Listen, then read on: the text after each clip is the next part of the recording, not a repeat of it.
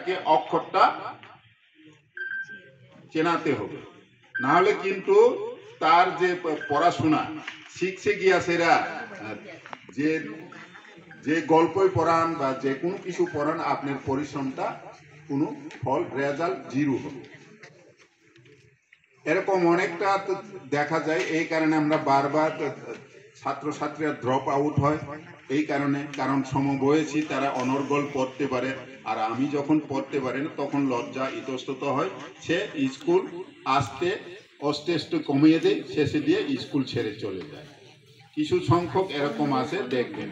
তো আমরা এগুলিকে যারা শিক্ষকতা করছেন দৃষ্টি রাখতে হবে সবাই ঠিক মতে পারছেন কিনা। আর আমরা প্রথমেই ক্লাস যখন আমরা শুরু করতে যাব, ক্লাসের সিচুয়েশন সেটা যাতে আপনার পড়ানোর মতো পরিবেশ এটা আগে তৈরি করতে হবে। ছাত্রছাত্রীরা বিভিন্ন ব্যাকগ্রাউন্ড থেকে আসে, এই ব্যাকগ্রাউন্ড বিভিন্ন রকমের।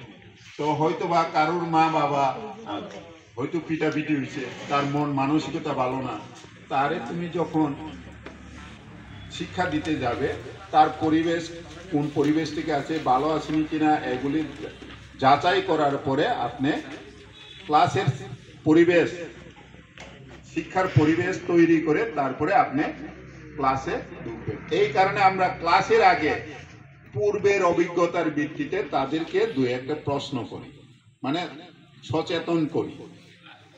এটা প্রত্যেক দিনেই দরকার।